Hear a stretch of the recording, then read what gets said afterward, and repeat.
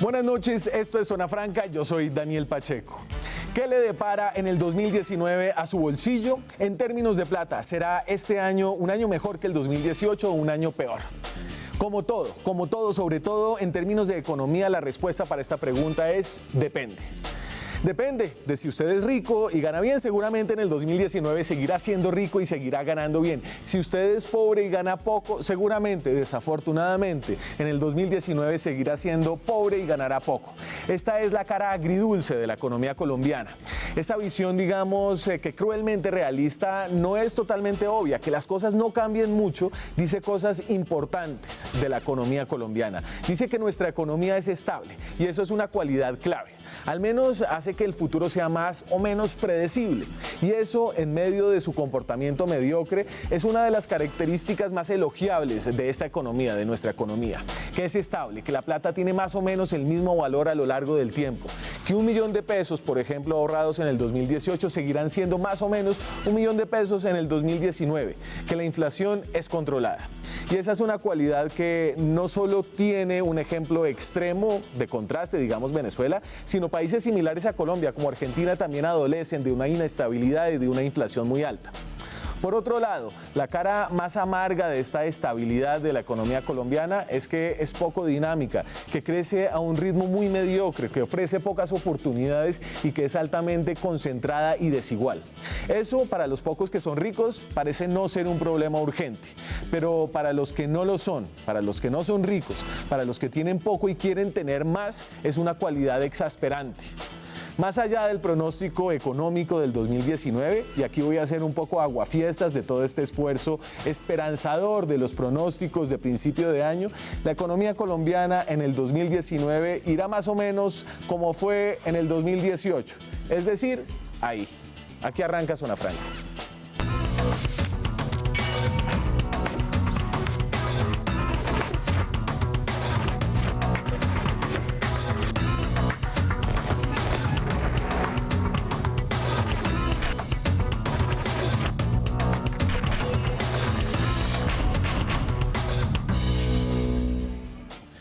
Y arrancamos este programa sobre los pronósticos de la economía del 2019 con dos economistas, los economistas que son expertos en el espejo retrovisor, en contarnos por qué pasaron las cosas que ya pasaron, pero vamos a ver cómo les va con los pronósticos. Me acompaña esta noche Ricardo Bonilla, es profesor emérito de Economía de la Universidad Nacional.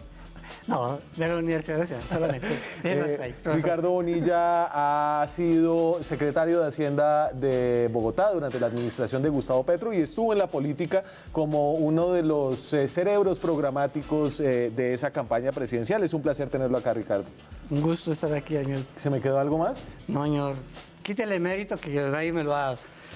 Se lo dio Eric. Eric Bejar es doctor en economía, es decano de economía de la Universidad Central, es columnista de la revista Dinero. ¿Qué más? Fui subsecretario de Desarrollo Económico. Fue subsecretario, los dos son exfuncionarios decepcionados de la función pública. Parcialmente. No, yo no estoy decepcionado de la función pública.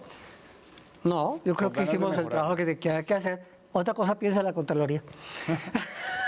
La Contraloría que le puso usted una multa de 200.000 millones de pesos. 230.000 millones de pesos, que el tiempo que voy a estar aquí cuesta 3 millones de pesos, que no tengo cómo pagarse. O sea, cada hora su multa en la Contraloría por intereses acumula 3 millones Sube de 3 pesos. millones, en un día 70 millones y en un mes 2.100 millones. Ni Apple es tan rentable, ¿no? Es verdad. Increíble. Pero la Contraloría sacó un aviso diciendo que había recuperado cantidad de plata en Bogotá y la mitad es la multa a Petro y a mí por las tarifas de Transmilenio. ¿Y la va a pagar? Sí, por supuesto, con los buses de Transmilenio. Los pronósticos de la economía del 2019, voy a arrancar con un dato de base y es cómo ha crecido la economía en los últimos 8 años. Desde el 2010, cómo le ha ido al crecimiento del PIB. Y aquí hay una historia interesante, la historia de un país que vivió las mieles de los precios altos del petróleo durante el 2010 hasta el 2014. En el 2011 tiene el crecimiento más alto del siglo, yo creo, que es 7.4% del crecimiento del Producto Interno Bruto, y luego a partir del 2014 sufre el choque de la caída de los precios de las materias primas, no solo el petróleo, también el carbón, los commodities, y ahí la economía colombiana empieza a descender en su crecimiento, empieza a crecer al 3% en 2015, 2% en el 2016, en el 2017 toca fondo con 1.8 y en el 2018, y este es el promedio que hacemos de los primeros 3 trimestres, todavía no tenemos los resultados del último trimestre. Muchos esperan que ese último trimestre empuje el crecimiento del 2018 por encima del 3%. Yo no lo veo factible, pero va en 2.7. Esa es un poco la historia, Eric, usted ahí, ¿qué quiere contar de esa historia de nuestro PIB? Exacto, nosotros vemos que en ese espejo retrovisor hay un promedio, más o menos, si uno se va unos años antes, más o menos del 4% de crecimiento. Digamos que esa cifra macro es importante, pero también hay que entrar a mirar por qué. Hay que entrar a mirar qué sectores han jalonado el crecimiento y partiendo también de lo que significa que cada sector jalone el crecimiento con otras variables, es que uno va a poder tener una imagen un poco más clara del futuro y también de la estabilidad que tendremos o no. Esa historia, ¿usted qué le dice, Ricardo? Que Colombia es lo que podríamos llamar internacionalmente el país del nadadito de perro. Quiere decir que no nos ahogamos, pero tampoco somos el país a mostrar. ¿Qué significa esto? Que el crecimiento promedio de largo plazo de Colombia es el 4%. Eso está muy lejos del promedio de 30 años de Corea, que estuvo por el 10%. Estuvo muy lejos del promedio de más de 30 años de China, que estuvo por encima del 10 hasta el 12, 13, y que hoy está en el 7. Es decir, está muy lejos de esas cosas. Y eso significa que cuando yo me muera, digamos en 40 años, este va a seguir siendo un país con gente que vive en condiciones miserables, con una alta informalidad, y va a ser un país no tan distinto al que vivo hoy. Digamos que es un país que en el último siglo mejoró algunas cosas, que tiene la particularidad Colombia de que en el último siglo solamente tuvo 3 años negativos, de crecimientos negativos. Eso es asintomático. ¿De qué pasa? Porque no le sucede al resto de América. Pero en ese mismo proceso, por eso se llama el nadadito de perro, podemos sobreaguar y vamos mejorando cositas, pero no estamos para pasar al otro lado y convertirnos en una enorme potencia. Exacto, entre esos 40 años todo va a depender también qué hacemos con el gasto público. Si nosotros nos gastamos en cosas que son ineficientes y poco productivas, realmente el nadito de perro va a terminar volviéndose un ahogamiento de la economía. Pero si nosotros logramos invertir en innovación y cosas que realmente cambien, como pasó en Corea, como pasó en Singapur, ahí sí va a haber algún cambio, pero para eso tenemos que hacer un cambio institucional importante. Así como estamos nosotros, estamos muy pendientes de las cifras macro, pero detrás de ellas hay unas problemáticas fundamentales de una falla en el sistema terrible. Entonces hay que ver cómo se soluciona ese problema sistemático para realmente salir adelante como un país de estos, ¿no? Entonces, esa es la breve historia del crecimiento económico de Colombia. ¿Cuál es el breve pronóstico de lo que será este año 2019? Y todos los pronósticos pintan a que será un año un poquito mejor. Un poquito mejor, ¿cierto? Si el 2018 terminó en 2,7, póngale 3%, si el cuarto trimestre jalona mucho, digamos que el 2019 será un año que Corficolombiana, por ejemplo, dice que la economía crecerá entre el 3 y el 3,4, es decir, podría ser igual o un poquito mejor que el 2018. Colfecar dice que entre 3,3 y 3,6. El Ministerio de Hacienda tiene un pronóstico de 3.4%. Asobolsa, que es una comisionista, 3.4%. El CESA dice 3.5%, la vivienda 3.2% y Citi 3.1%. O sea, un poquito mejor tirando igual. Sí, un poquito mejor. Algo más de optimismo definitivamente. Algo más de optimismo, pero ninguna maravilla. No, es prácticamente sin ser Mauricio Puerta, ni Regina Once, ni ninguno de esos que tiran cartas, ni tienen la bola, evidentemente el 2019 va a ser ligeramente mejor que el 18. Sí. ¿Por qué ligeramente mejor que el 18? Porque se prevé que va a haber una estabilidad en los precios del petróleo. Es decir, que no vamos a volver a un precio de petróleo por allá de $40, pero tampoco vamos a regresar al petróleo de $120. Nos podemos quedar entre los 50 y los 60 dólares. Y la estabilidad como tal es una buena noticia. La estabilidad, estabilidad es una buena noticia. No es mala. Ah, Es y en algo- ese sentido, el nadadito de perro de Colombia puede no ser la maravilla coreana o de Singapur, pero un país que sufre un choque externo como el de la caída de los precios del petróleo, que pasan de 100 dólares a 40 dólares, que son más de la mitad de sus exportaciones, y logra sobreaguarlo sin decrecer, habla de una resiliencia, al menos de la economía colombiana. Exacto, pero para que sea más resiliente, lo importante es también deshacernos un poco de la dependencia del petróleo y pensar también en diversificación productiva, es decir, pensar en otras industrias o en otros temas que nos pueden ayudar en unos 50 años realmente a cambiar lo que es la vocación productiva de Colombia. Sí. El petróleo es fundamental en este momento, es muy importante el sector, pero también una visión de largo plazo que nos haga cambiar de perspectiva nos va a hacer tener más tranquilidad en este tipo de debates. Pero y entonces, mire, aquí yo le voy a poner ahí un dato, prepárame, ¿qué exporta Colombia? Este es el Observatorio de Complejidad Económica, que es un proyecto que hace MIT. Desafortunadamente solo tiene datos hasta el 2016, pero aquí con el espíritu del 10-Year Challenge que está rodando por las redes sociales, esto es un poco la torta de las exportaciones colombianas en estos 2 años. 2016, porque era el último que tenían, y me fui a 2006. Colombia exporta, el 49% de sus exportaciones en el 2016 fueron productos minerales, básicamente crudo y carbón. Sí. El 16% productos del reino vegetal, ahí es aceite de palma, café, banano, flores, ¿no? Más o menos esos son los que entran ahí. Y el resto son productos químicos y el resto se va partiendo. En el 2006 lo que exportaba Colombia es básicamente lo mismo en unas proporciones realmente muy poco distintas. La Tal variación vez lo de los textiles, que ahí uno tiene un sector que era intensivo en mano de obra y que daba algo de manufactura, se ha ido diluyendo. Pero este no es la historia de Corea, definitivamente. No. Son 10 años. Y digamos que uno puede hacer una comparación de esos 2 años.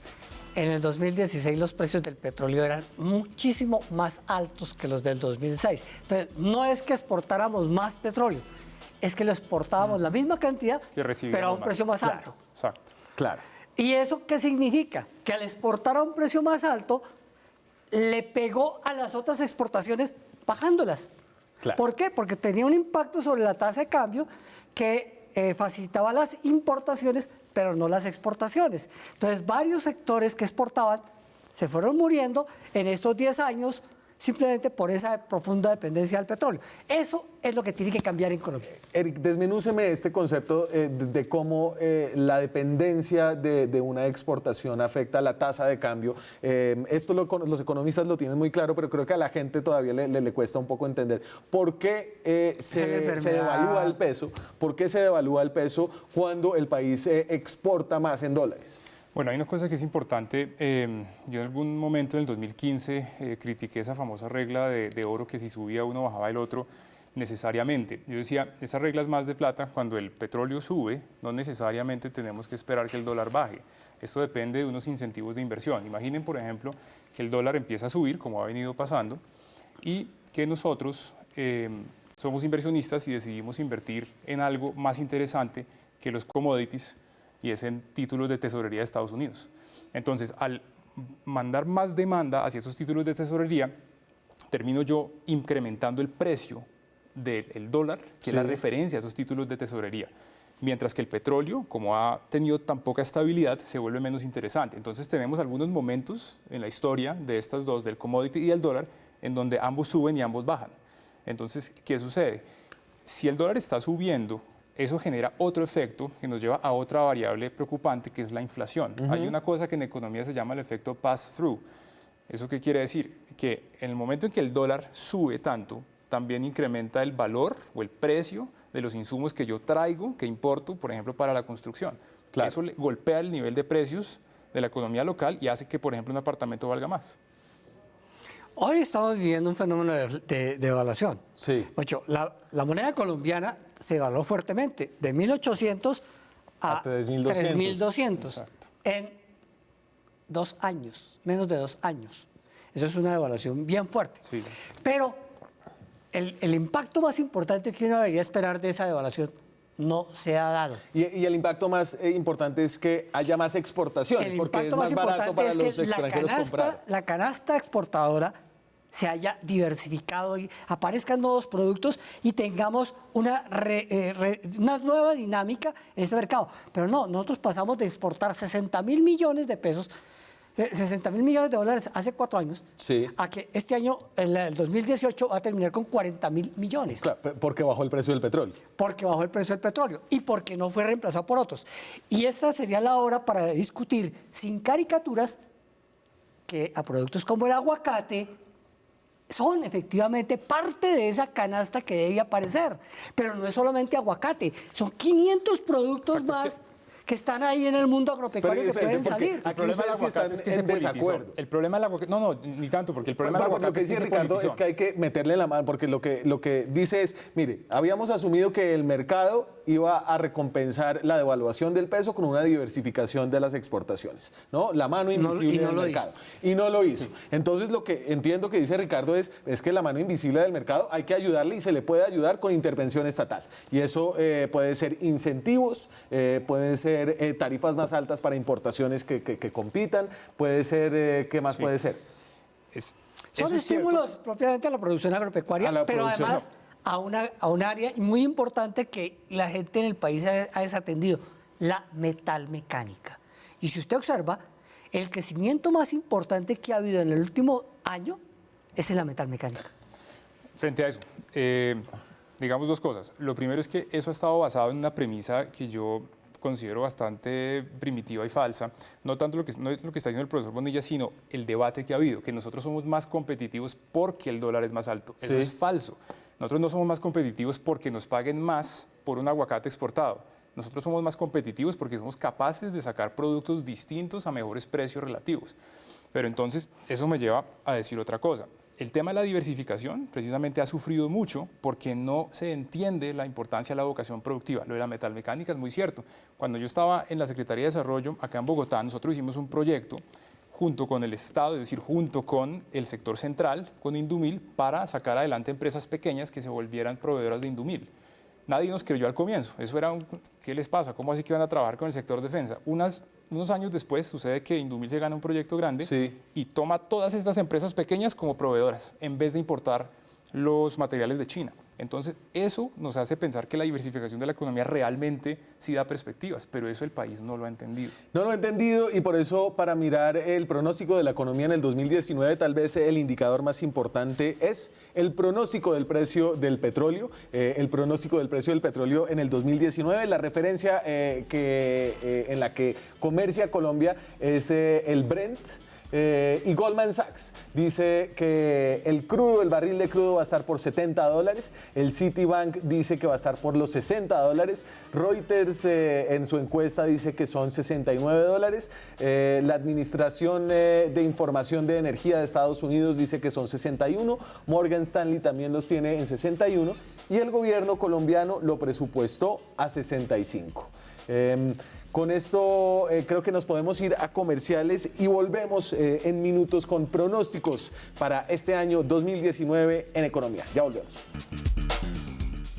Seguimos en Zona Franca, son las 9:23 de la noche. Estamos en directo hoy desde Bogotá. Escríbanos a Twitter, @ZonaFranca, con el hashtag Francamente, con preguntas para nuestros invitados acerca de los pronósticos económicos de este año, que apenas empieza el 2019. ¿Cómo nos vemos frente a otros países en los pronósticos que hace el Banco Mundial?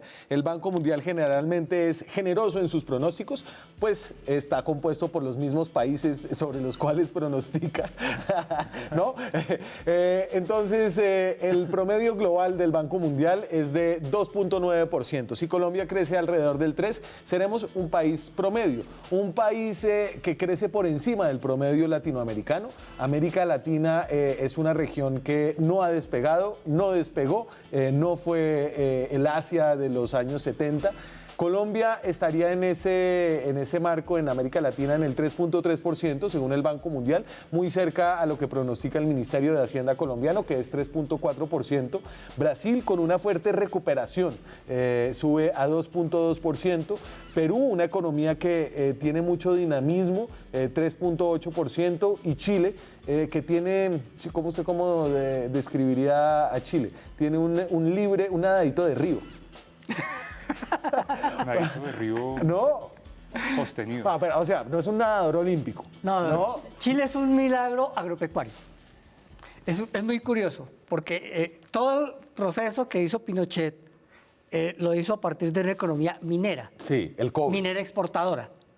Y el proceso de transformación de Chile fue desarrollar una industria agropecuaria. Ajá. Industria agropecuaria, que quiere decir que lo que se cultivaba se transformaba. Y entonces, hoy lo que vende Chile es lo que vende cualquier país de estaciones que haya logrado consolidar sus productos. ¿Y qué vende? Caducifolios y vino. ¿Qué es caducifolios? Caducifolios son todas las frutas, como manzanas, peras, duraznos. Las que nos importamos Sí, señor, nosotros. exactamente. Pero es que mire, esas Y frutas se arándanos producen buenos también, al norte, en Francia, Alemania, en su temporada, y al sur, en Chile. Entonces, lo que hizo Chile fue recoger la experiencia de los países del norte para aplicarlo en su momento, acogiéndose a su país de estaciones. Y el aguacate, me recuerdan aquí por el interno, la palta. La palta también, pero además muchas cosas más. Exacto, Chile y además- se llevó el tomate. Colombia era exproductor y exportador de tomate. Chile se llevó el tomate. ¿Sabe qué hace Colombia ahora?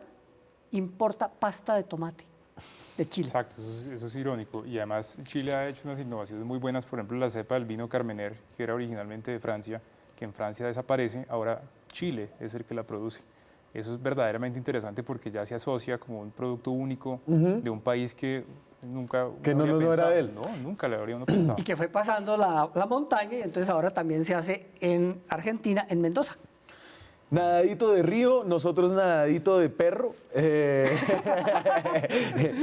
Nadadito de perro. En este contexto, aquí la mirada que ustedes pedían un poco más desmenuzada, ¿a qué crece en Colombia? El crecimiento por sectores, aquí quito algunos de los sectores. Este es el crecimiento de sectores anualizado del 2018, de los primeros 3 trimestres. Y aquí hay historias interesantes, ¿no? Entonces, por ejemplo, la administración pública, el gasto público fue un gran jalonador. 5.2% del crecimiento del PIB en el sector de administración pública. Ahí no entra infraestructura, obras públicas, todo eso. No, No. Esto es... eso está en construcción. eso está en construcción. Mejor dicho, si usted mira esa tabla, le dice, el crecimiento colombiano es en actividades no transables. Y ¿Por qué poco las transables? Y algunas muy poco productivas, exacto. Sí, entonces, actividades profesionales, científicas y técnicas. Sí, Eso es sueldos. Eso es sueldos y gastos Exactamente. corrientes de salud, de educación, Sí. de fuerza pública. Comercio. El comercio esencialmente es el tema de que este país sustituyó buena parte de producción y venta de productos nacionales por productos importados. Eso es el rebusque.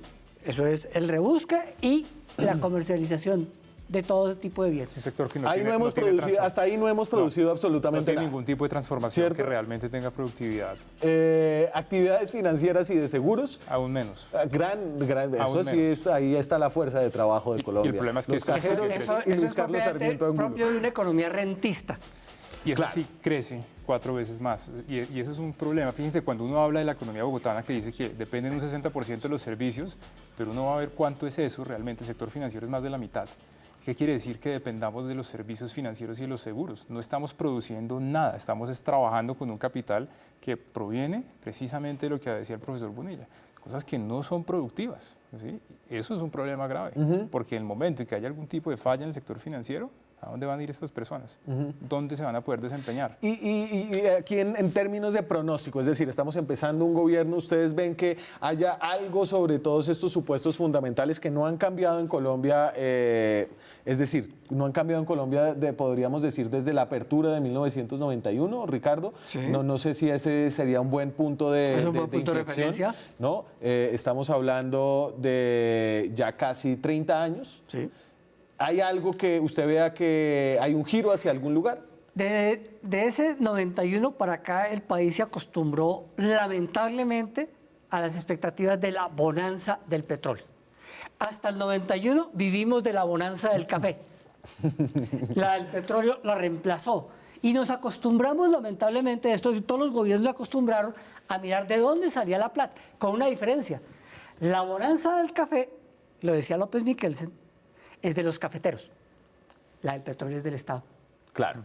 Y entonces el Estado se apersonó de eso y la distribuyó por todas partes para todo tipo de golosina, mermelada, etcétera, etcétera. Y gasto social importante, logros sociales importantes. La pobreza, de pronto, Pero algunos. esencialmente Pobreza. un tema de que reducir pobreza en Colombia se basó en dar subsidios y no se completó el ciclo.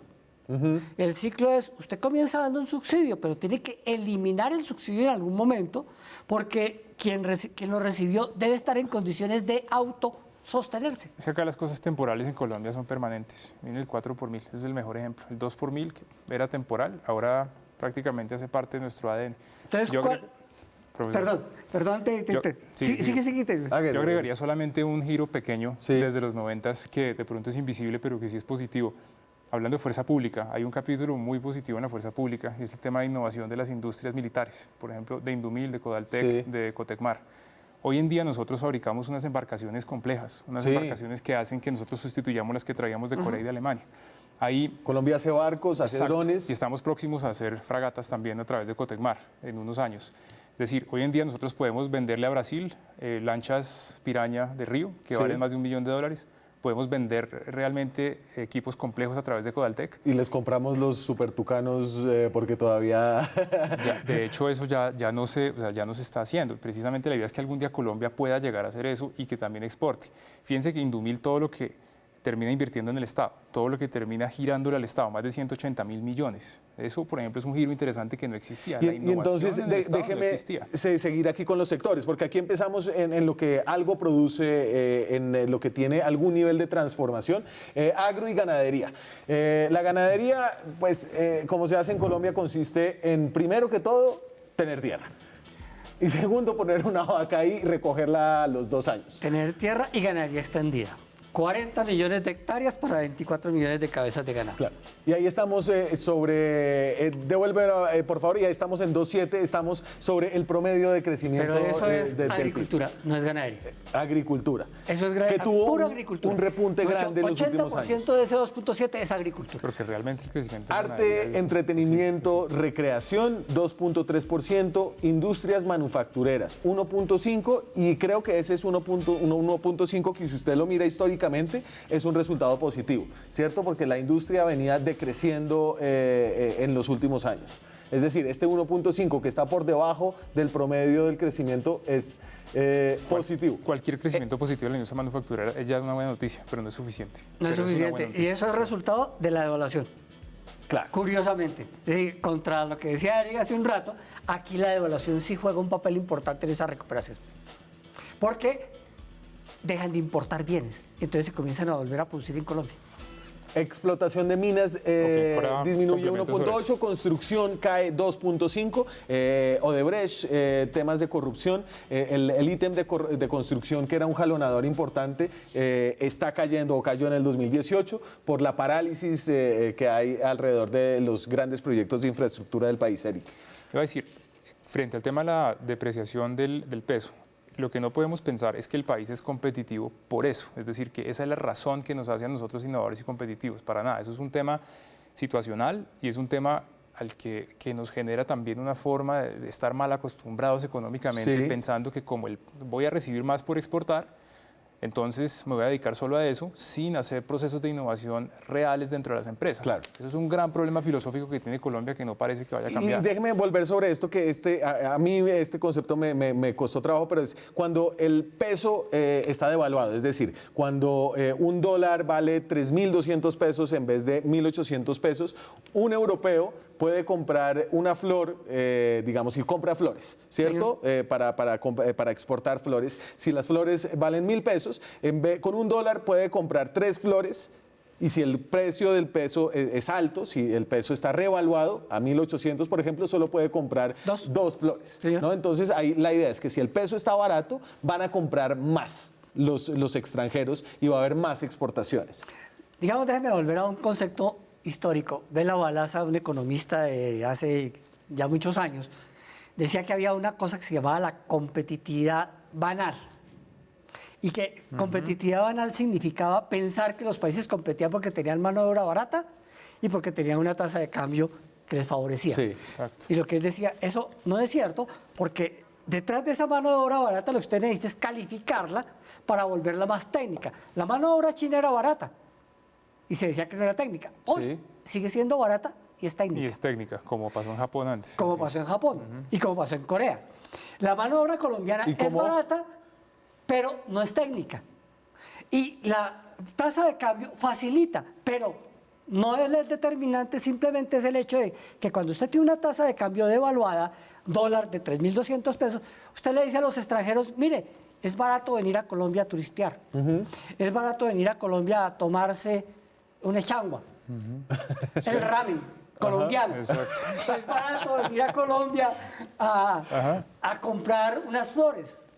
O le puedo enviar productos colombianos más baratos en términos de qué es lo que usted puede comprar allá. En cambio, si la tasa de cambio es de 1.800, efectivamente fue lo que usted dijo. Y no hay ninguna con garantía. 1.800 compraba 2 flores, 2 rosas, y con 3.100 compra 3. Y no hay casi ninguna 4. garantía que van a comprar siempre muchas más flores, porque también es un tema de abrir mercado. Es decir, ellos no pueden imaginarse de repente más clientes y más demanda en donde no la hay necesariamente. Otra cosa es como China, que realmente tiene o tuvo, desde la reforma de Deng Xiaoping, tuvo de manera sostenida esa mano de obra barata que la iba tecnificando, pero que para las empresas era claro que sí iba a ser barata durante un tiempo extendido y que las reglas iban a ser estables. Acá cambiamos las reglas todo el tiempo. Entonces, aquí estamos retando la ortodoxia desde 2 perspectivas distintas, la ortodoxia económica, la suya, Eric, ya sabemos que la ortodoxia, la no, heterodoxia de Ricardo es una política económica de izquierda incluso, pero liberal, ¿o no? No, es una economía,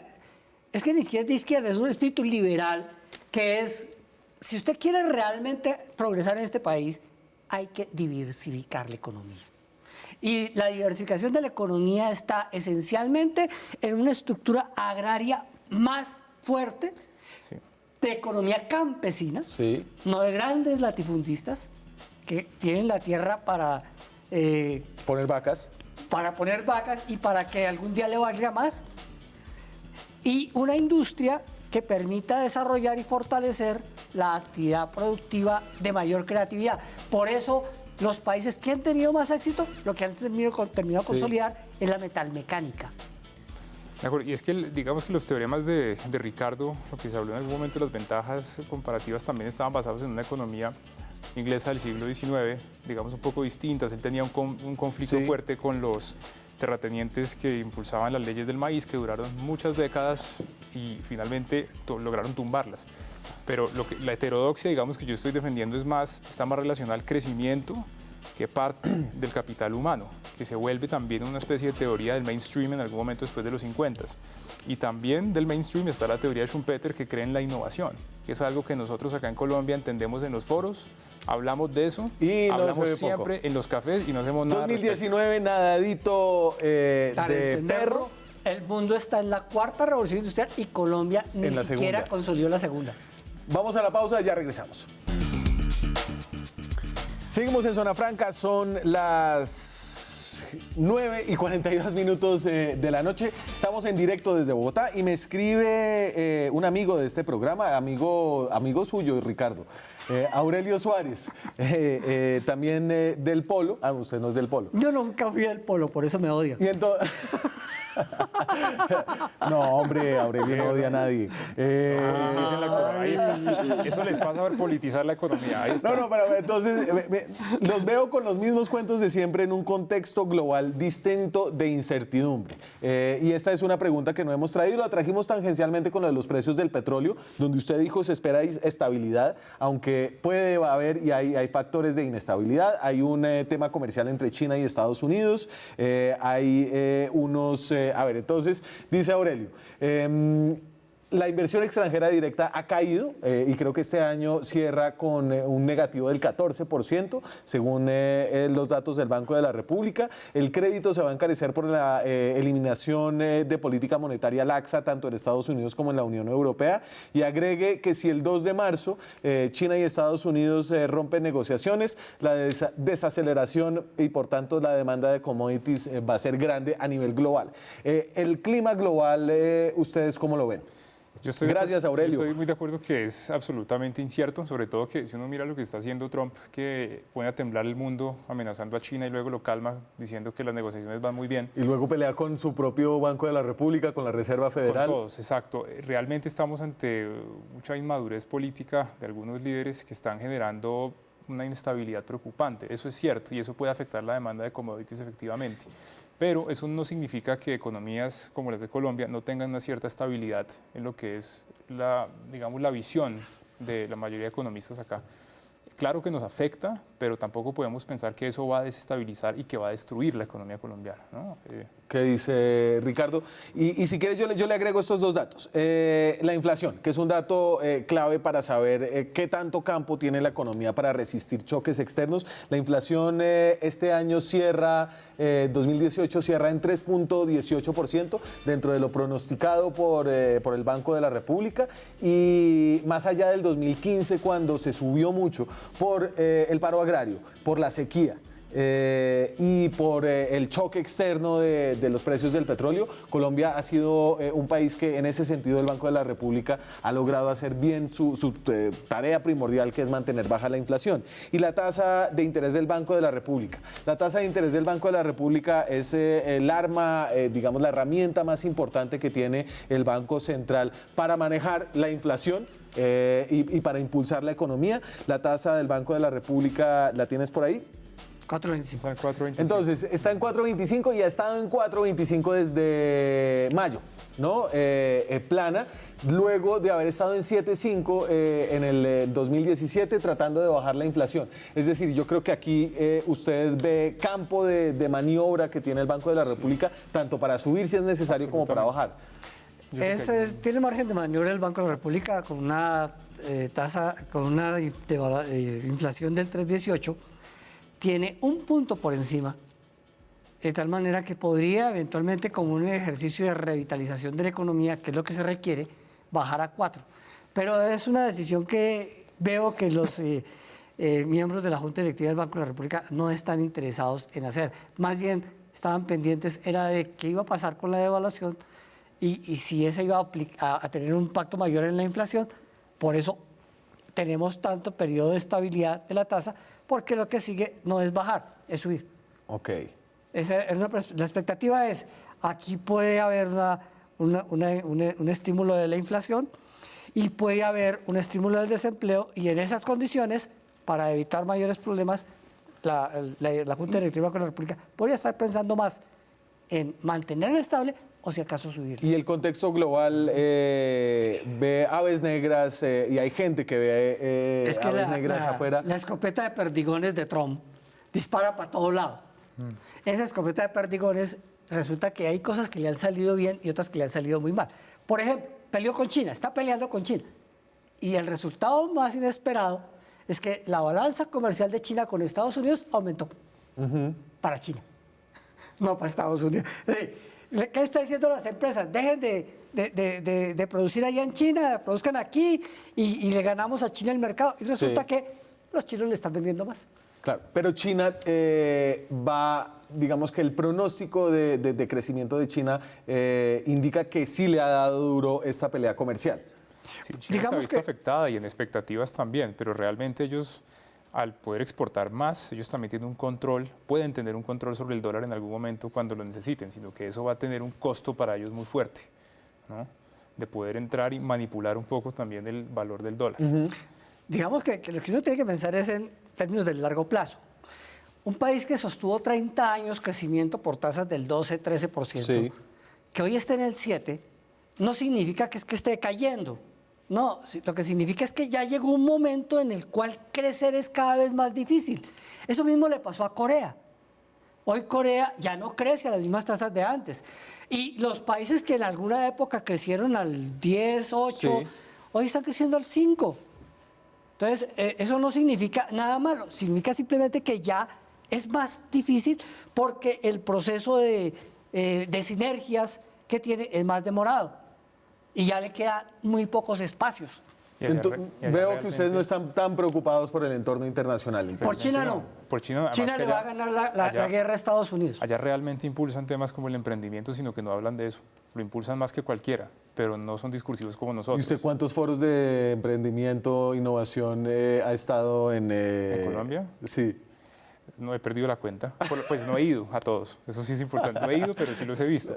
En China simplemente sacan unos incentivos semitributarios o no tributarios, como por ejemplo pagarle los servicios durante 3 años a una empresa en Guangzhou para que se establezca en un edificio inteligente y pueda concentrarse en lo que mejor sabe hacer, y no lo publican por todas partes.